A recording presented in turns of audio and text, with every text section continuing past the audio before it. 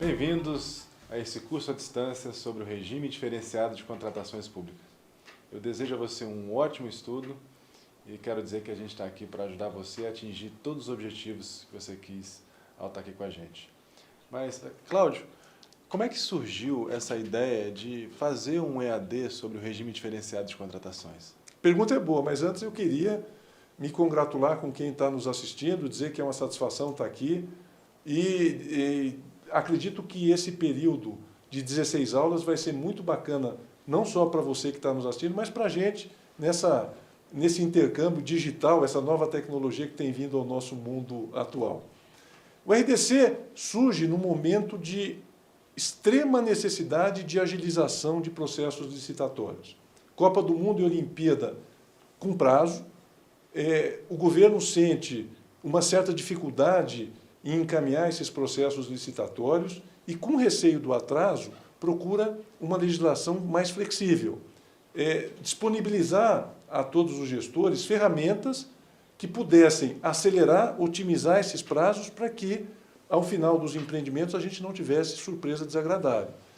E o interessante, Rafael, é que aquele foco inicial de Copa e Olimpíada acabou sendo ampliado por conta das primeiras notícias de redução de prazos de processo licitatório. A gente viu, né, que ele acabou sendo, o RDC, muito maior do que aquela ideia de agilizar a obra para a Olimpíada ou para a Copa do Mundo.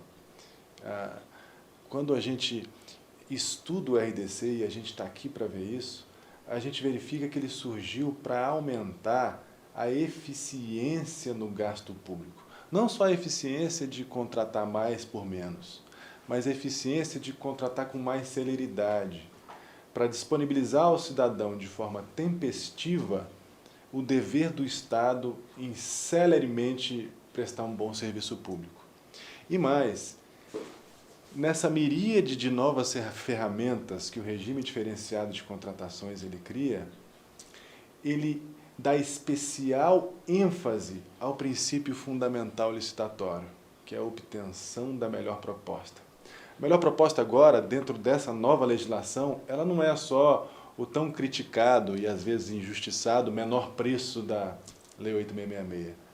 Existe uma abrangência muito maior em ver o que é essa melhor proposta.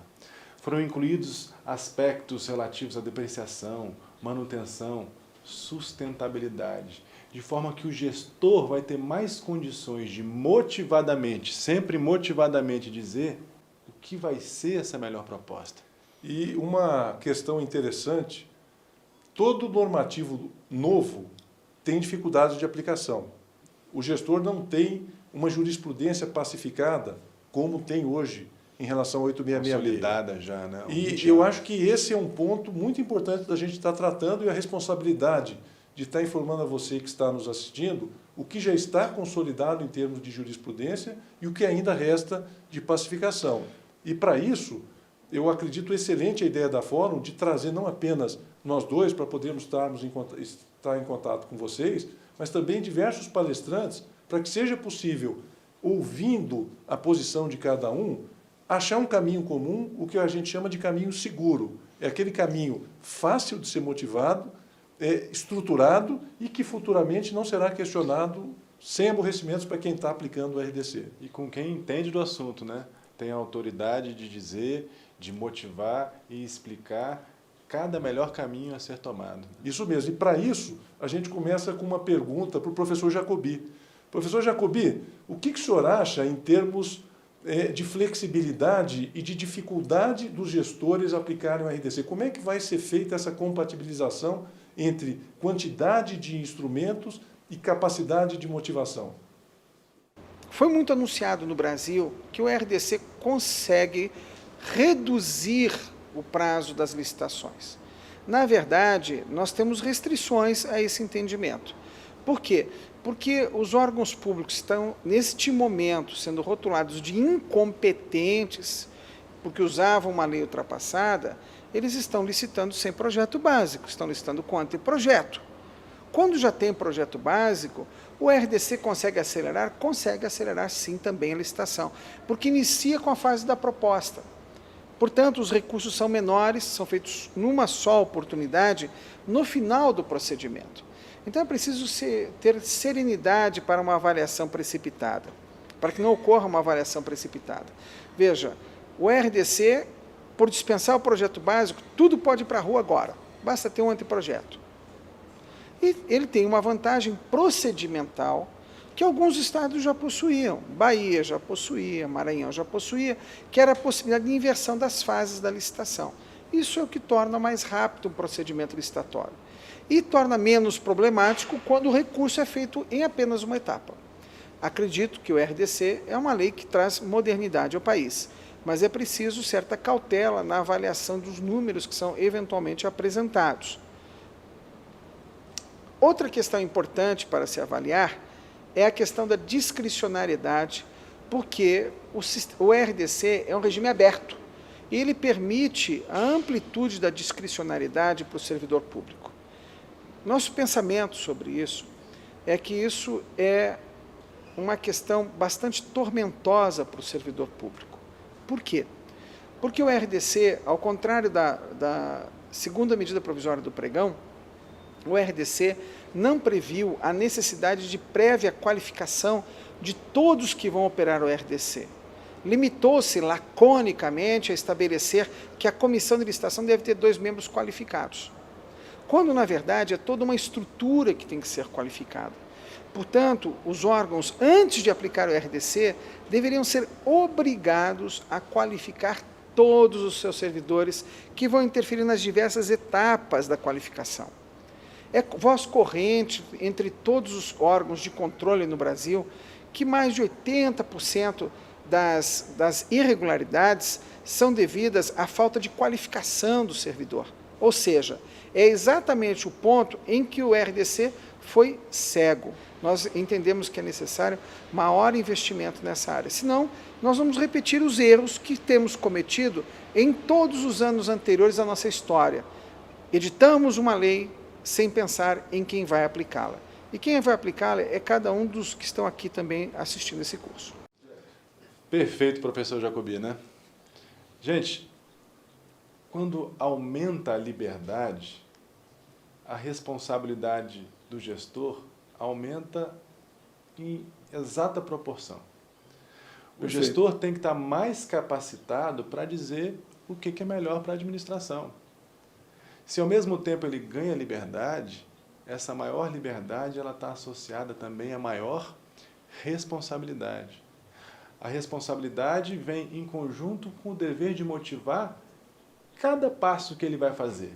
E esse dever de motivação, na verdade, é dizer que o caminho que ele escolheu é o caminho de maior economicidade, de maior eficiência, de maior efetividade e de maior eficácia. Esses conceitos, eu acho que é importante levar o colega que está nos assistindo, todos eles serão traduzidos durante esse treinamento. Sim, no decorrer desse treinamento você vai estar capacitado a, no processo licitatório, demonstrar qual o melhor caminho que você atuou. E para quais obras? Vamos à questão pragmática. Temos o RDC, podemos aplicar para que tipo de obra? Ou para que tipo de contratação? A gente sabe que o RDC começa com Copa do Mundo e Olimpíada, mas para que outros empreendimentos ele foi ampliado? A gente fala que a Copa do Mundo e as Olimpíadas, a gente acha que foi a desculpa para se criar uma nova legislação, né? Houve resultados expressivos no início com relação à redução do tempo de contratação. Na Infraero, a gente levantou que o tempo de contratação chegou a reduzir pela metade. E as experiências bem-sucedidas até o momento, é claro que é cedo para dizer se a contratação, se o resultado ainda foi efetivo, mas essas primeiras experiências já levaram ao Congresso Nacional, por iniciativa do Executivo nas medidas provisórias, a ampliar o escopo de atuação do RDC. Hoje o RDC ele pode ser também utilizado para ações do PAC, você pode utilizar o RDC para fazer obras e serviços de engenharia nas áreas de educação e saúde, você pode utilizar o RDC para construção da infraestrutura necessária à ampliação dos aeroportos regionais, para os armazéns da Conab, também para as obras relativas aos estabelecimentos penais E, de certa forma, eu acredito, não tenho dúvida que a tendência é cada vez mais essas novas ferramentas serem ampliadas. E um detalhe, Rafael, eu acho que, para quem está nos assistindo, você usou muito bem a expressão pode, porque o RDC é opcional. Caberá ao gestor escolher ou não pela aplicação do RDC no caso concreto. Agora, há um detalhe. Se escolher o RDC, vai com ele até o final. Eu acho que esse é um ponto importante. E quando a gente traz o RDC é expresso ao dizer que todas as vezes em que ele for escolhido, não será possível a aplicação da 8666, salvo nos casos em que expressamente ele fizer essa previsão. Portanto, se escolher o RDC, a gente só lembra da 8666 nos casos expressos, diferentemente do pregão. Perfeito. Pregão o que faz? Aplicação subsidiária. A gente usa a 8666 quando estiver aplicando a 10.520 subsidiariamente. Então, mas, Cláudio, os conceitos são diferentes. Mas o RDC é bem expresso ao clarificar que a escolha por essa nova legislação, ela implica no afastamento das normas da lei de licitações. Não é Perfeito. isso? Mas isso é absoluto? Não. Para os contratos, como é que é essa coisa?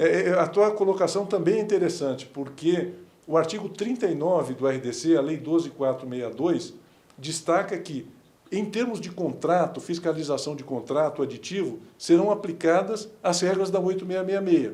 Por isso, a gente aqui no nosso livro RDC e a Contratação Integrada na Prática, chama o RDC, Regime Diferenciado de Contratação, de RDL, porque o foco maior é na licitação. O aspecto contratual é subsidiário. Toda a centralização de conceitos está sendo feita em aspectos licitatórios. Interessante que as ferramentas, as novidades, elas estão mais na natureza de como se melhor contratar, né? Perfeito. Mas, posteriormente ao contrato, ela se utiliza das regras, então, vigentes na Lei 8666, né? Isso mesmo. Se bem que existem também as novas formas de dizer o que é melhor, que elas também têm um impacto no contrato, né? Por exemplo, a Lei 8666, ela tinha somente 3 maneiras de ver qual era a melhor proposta. Ou era o menor preço, ou era a melhor técnica, ou era uma associação da técnica e preço. O RDC ampliou, ele criou mais critérios de julgamento. E, diferentemente, a lei chama de tipo, né? E o RDC traduz, usa outra expressão, critérios de julgamento. Ele incluiu nesses novos critérios de julgamento algumas novidades, como, por exemplo, o contrato de eficiência. Isso é um instrumento bacana, a gente vai ver lá na frente, é muito interessante. Em que a administração ela vai escolher a melhor proposta pela promessa de economia nas despesas correntes, né? Tem também um novo critério de julgamento, que é o maior desconto. A administração ela faz o orçamento, nesse caso ela publica, e a vencedora vai ser o que der o maior desconto linear nessa proposta. Né? E você falou publica porque o RDC contempla a possibilidade do orçamento base da administração ser sigiloso, em algumas situações. É importante, dentro desse ferramental, descobrir e detectar qual momento é interessante manter o sigilo do orçamento e em que momento não é interessante. A lei, por 2 vezes, diz que obrigatoriamente ele deve ser publicado apenas. O restante o gestor vai decidir. Vamos voltar, falar só sobre sigiloso. O pessoal fala também que o RDC agora, o orçamento é secreto, que é sigiloso. Como é que é isso, Cláudio? É fechado o orçamento? É uma grande novidade que o RDC traz, à disposição ou a disponibilidade para que o gestor opte pela publicação ou não do seu orçamento base da administração. E, diferentemente da Lei 8666, que obrigava, exigia essa publicação para que todos os licitantes tivessem conhecimento. Quer dizer que agora, então, ao licitar, o orçamento pode ser de conhecimento único e exclusivamente da administração, mas sempre disponível aos órgãos de controle. Perfeitamente. Né? E esse orçamento, ao final do processo, será apresentado para todos os licitantes. Mas e esse orçamento sigiloso, ele é obrigatório? O gestor pode, motivadamente, abrir o orçamento tal qual ele já fazia na lei de licitações? O sigilo do orçamento é opcional, salvo em 2 situações, em 2 critérios de julgamento. O critério que a gente chama de maior desconto ou o critério de melhor técnica, em que a administração, diferentemente da 8666, fixa um prêmio e vencerá aquele procedimento quem tiver melhor nota técnica. É interessante essa questão do sigilo, porque existem situações, em razão de uma outra novidade do RDC, de ele ser flexibilizado, e a gente vai ver isso no decorrer do curso. É que o RDC, ele cria, tal qual no pregão, a possibilidade de a comissão de licitação negociar condições mais vantajosas do que o menor preço apresentado, com a empresa que apresentou o menor preço. E essa possibilidade de negociar, ela não casa muito com esse sigilo, né? O Tribunal de Contas da União, ele votou em um caso concreto que tratava do assunto sobre essa incongruência, sobre o sigilo e a possibilidade de negociar. Só que existem outras situações em que esse sigilo ele pode ser prejudicial ao resultado do certame. E a gente vai desenvolver isso aí, né, Cláudio? Vamos falar, vamos detalhar e vamos dizer de que maneira a comissão de licitação deve se portar, de que maneira se relacionar com o licitante na obtenção dessa melhor proposta. Eu espero que a gente tenha dado uma visão global sobre o que você vai poder desfrutar nesse curso. E quero desejar o máximo sucesso, bons estudos, e a gente vai se encontrar nessas próximas aulas, nesses 16 módulos. Mãos à obra, né? Mãos à obra. Faço as palavras do Rafael, dizer que é uma grande satisfação estar com vocês, vai ser um grande prazer estar durante esses 15 próximos módulos, trocando experiências, debatendo, discutindo. Mãos à obra, sucesso para todo mundo.